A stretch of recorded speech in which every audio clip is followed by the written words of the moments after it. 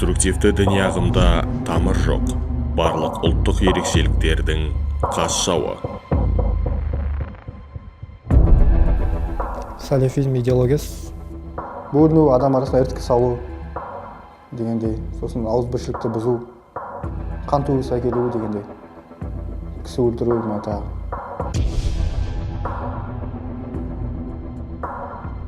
Үстемдік құрғысы келетін идеология тек қан төгіске итермелейді. Қоғамды рухани әлсіретіп, моральдық құлдырауға тірейді. Жақтастарының санасын соқыр етеді. Адамның рухын аздырып, намысын тоздырады. Бұған тірі тозақ жайында күн кешіп жатқан Тұрланның өмірі дәлел.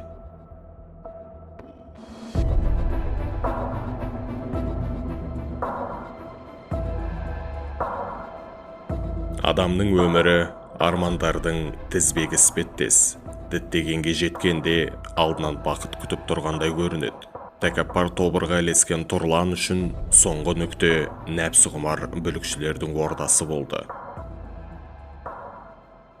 Сирияда каждый өзінің политикасын қолданып кетті ғой, жан жақтан бәрі өзінікін.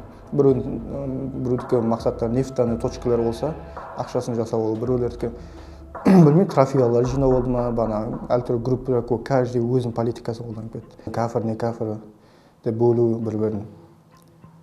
Сосын адамның қалай? Сосын эмоцияға беріп, слишком анау білімсіздікпен көп не істеп сөйлеп қою, білімсіздікпен көп нәрсе ошибкалерге бару. Сол үлкен мәселелер осылардан басталып отыр ғой. Бір мұсылманның басқа мұсылманға сен кәпірсің деп такфир жасауын пайғамбарым сонау заманда тыйып тастаған. Такфиризмнің қауіптілігі біріншіден ол мұсылман адамды діннен шығарып жіберу, яғни кәпір деп санау. Түбі қайда апарады? Такфиризмді уағыздап, насихаттап жүргендердің мақсаты жаңағы сол теракт жасайтын экстремистерді өзінің еліне, өз халқына қарсы қойып қою.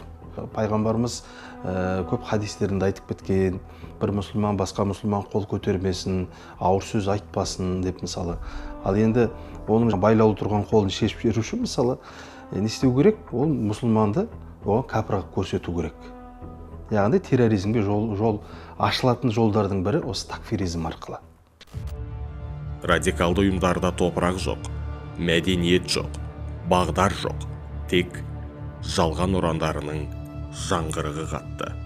Жақтастарына көрсетер доңай баты күшті. Бүлікшілердің тепкісі мен езгісін көрген Тұрлан алыстағы бақыт деп алдамшы сағымға арбалғанын ұқты. Білім алу керек. Білім ала келе, білімсіз надан болған түсінеді. Бұл бірінші очередь білім керек. Екіншіден эмоцияға бермей. Эмоцияға бермеу, көбі эмоциямен пайғамбарымыз саллаллаху алейхи вассалам айтады, ашу бұл шайтаннан дейді. Эмоцияға бересің де кейін басын тұсап отырасың дегендей ғой. Сақалдылар біреу наркоман болып кетіп жатыр, біреу тағы ұрлыққа түсіп кетіп жатыр. Алпауыт күштер бар, енді батыстық, басқа да үлкен транснационалдық компанияларда түрлі идеологияларын таңып жатыр. Қоғамдағы әлеуметтік теңсіздік пайдаланып қалғысы келеді. Экстремизм, терроризмде айыпталып немесе сотталған негізінен қарап отырсаң 25-30 жас аралығындағы жастар. Көп пайыз соны құрайды. Бұл нені білдіреді? Мәдени, әлеуметтік немесе білім беру мекемелеріндегі жіберіп жатқан олқылықтарымыз. Тұтас адамзат баласын біріктіретін құндылық дін. Сондықтан сыртқы күштер көзі түскен аймақты ойрандау үшін дінді мүдделеріне пайдаланады. Ал ілімі таяз жастар сол тұзаққа түсіп жатыр. Сорақысы бұл үрдіс, үдемесе тоқтар емес. Себебі интернет экстремистік және террористік ұйымдардың ақпараттық қызметінің негізгі алаңына айналды. Теріс ағымға кету негізгі себептері ғой. Негізгі бұлардың теріс ағымға кетудегі негізгі себептері ең үлкен негізгі себебі бұл білімсіздік. Ол біріншісі уағызшылардың себебінен, екіншіден сол жаңа интернеттің себебінен ғой, нақты айтқан кезде. Тұрлан өзінің жаңағы сол жердегі джихад мәселесін, такфир мәселесін ол түсініп отыр. Ол жаңағы мойындап отыр қателігін. Тұрланға негізгі беретін бағам қазір енді қалыпты позициядағы адам, дәстүрлі деп айтса да болады. Басқа да теологтар сондай шешімге келіп жатыр ол жайында. Абай Құнанбаевтың сөзі бар ғой. Бір рет түскен орға екінші рет түспейді дей ме, ақылды адам. Сол сияқты бір рет кемшілік жасаған адам екінші рет барып есенбейсің ғой, басыңды соқпайсың ғой сол жерге. сол сияқты енді қайттан тағы үлкен бір ошибкалар орнатпас үшін білім алу керек дегенде сол өзім сол барымша теологтардан білім иелерінен нұр мүбарактан білім алған ақ ниеттің имамдарынан өзімде ішінде сомнение болмас үшін басынан сұрақ қоямын, сабақ аламын, білім аламын.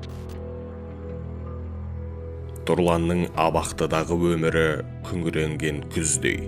Жағдайын сұрап келер анасы жоқ. Қос келіншегі елге оралғанда ажырасып, бүгінде тұрмыс құрып үлгеріпті. Қазір ол жарық күнде адастырып, шіліңгір шілдеде жауратқан деструктивті идеологиядан санасын емдеп жатыр.